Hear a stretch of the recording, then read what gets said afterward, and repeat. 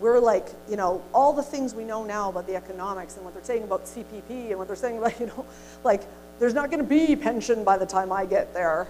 You know, like, these are realities that we think about. We don't have the same life view and worldview that the boomers have. And as a result, one of the things that engendered in our generation was a sense of hopelessness. What's the point? What's the point of following all the rules and doing all the things? In the end, it doesn't get me anywhere anyway. So one of the strategies of ministering to Gen X is engendering hope. You know, and you can see, because music is a reflection of the culture. The music of our generation, the music of boomer generation was all the protest movement of the 60s, right? It was the Janis Joplin and Jimi Hendrix, and it was the Beatles, and it was, right, that's kind of your music of that era. The music that Gen X is known for is grunge rock that came mostly out of Seattle in the 90s, which is like Nirvana, Kurt Cobain, you know, which is about suicide and darkness, and it's, you know, and it's really despair. They call it despair rock. That's another name for it, you know? And like Kurt Cobain, just as a side, I think Kurt Cobain was probably a prophet for our generation. Because Kurt Cobain was actually a born-again Christian when he was in high school. He came from a really broken family, and a Christian family of one of his friends in high school reached out to him, and actually he moved in with them. And so he began to go to church. He began to, like, he professed Jesus. But then as he got later into after high school, he got pulled into drugs, into the whole party scene, and he ended up, he ended up killing himself at what, 28? He was 28. Killed himself. But you, like, you know, that's the other thing when I say he's a prophet in our generation. You're not going to find always the fivefold ministry in my generation here. You're going to find them in media, in education, in politics, in business, right? We don't see that box that says, if I'm called by God, it must be to be a pastor. I remember people saying that to me when I was a young person. Well, because I felt there was a call of God on my life. It had been spoken into my life at a young age. And they would say to me, well, what are you called to be? A pastor, a teacher, or a missionary? Those were kind of my three options. And I was like, I don't know why I said this. I used to say, none of those. I used to say, what I am doesn't exist yet, but I'll know it when I see it. Good. And it took a while until I got there. I went through like many Gen Xers. I've gone through, I think I'm on this is like my 5th career. Like we by nature, because of what we went into coming into the 90s, into the recession, all this stuff, it forced us to be very adaptive. In the 90s, there wasn't just the big crash in the business, there was also the birthing really of the internet at that time. Like when I was in university, when I was my first degree in university, I typed my papers on a typewriter and used whiteout. All the millennials are like, what? What is whiteout? Right? Like, they don't know what that is, And when I was in my master's degree, I have a master's in business, and in my master's degree, it was like the prize thing because we were grad students. We had the first ever computer lab at the University of Alberta. We had those little Macs, the ones that were just the one thing, and they had 64K of memory. 64K of memory, right? And this was and we were like cutting edge, okay? So we didn't grow up with technology the way the millennials did, but as we got out of high school and into university, the technological revolution started and we got swept up in it, basically. And one of the things that happened was that because we couldn't find any way to function in traditional business, there was just nowhere for us to go because, you know what, they were laying off. When I graduated from my MBA, the Forbes magazine article, like the cover page on that month that I graduated, you know what it said? Death of the MBA. I'm graduating with an MBA. Because what were they doing? They were downsizing all the corporations, and what were they cutting out? Middle management, who's mostly those MBAs, the middle management. So, is someone gonna hire me for an entry-level position who has no experience, or are you going to hire the guy with 10 years experience who's already got 2 kids and a mortgage and will do anything to have a job? Of course you're going to take the guy with the 10 years of experience, so why would you take me? And that's how we were getting left out of the shuffle. And again, that sense that there's this one little pie, and it's all boomers have the pie, and we can't get at the pie. We can't even get there. It just kept driving that feeling home. There's no place for us. So what we did is we made a new place called e-business.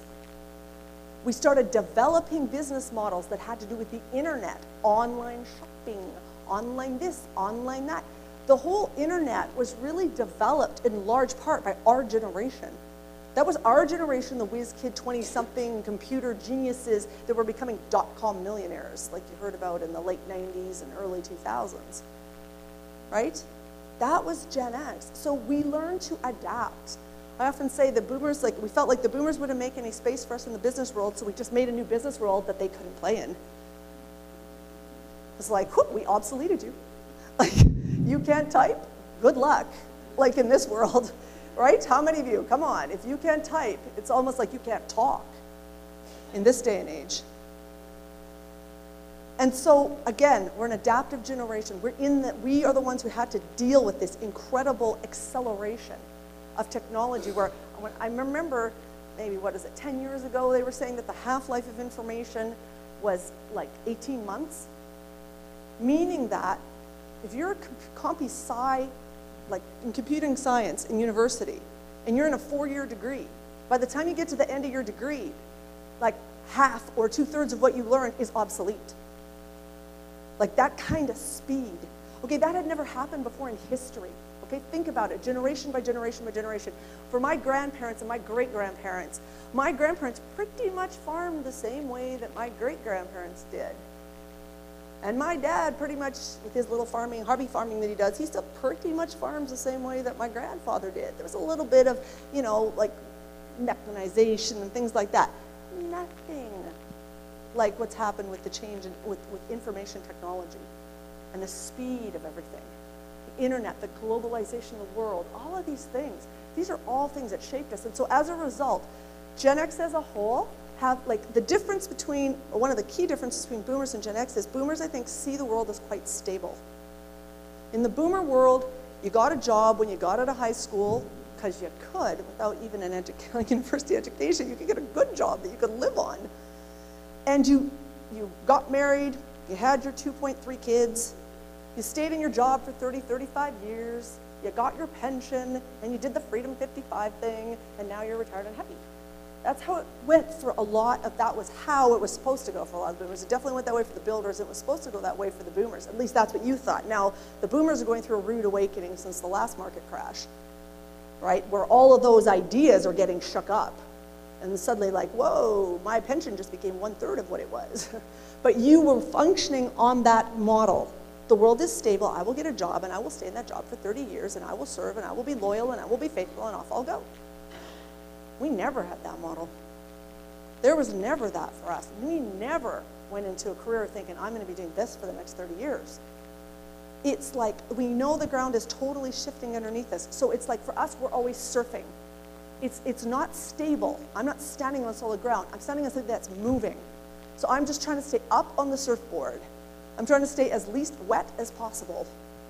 Okay, it's a completely different worldview. And why that's important is, say, in the church scenario, is because for boomers, structure and order and programs and infrastructure even is important, the solidity of those things.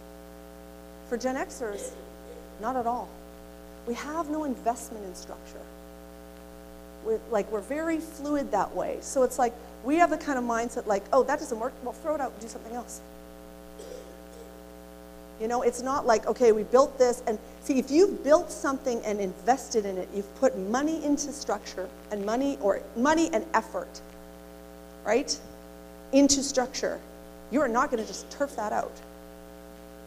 But for us, because again, we had never really had that paradigm, we're just like, yep, that doesn't work, let's do something else. And so, bam, clash.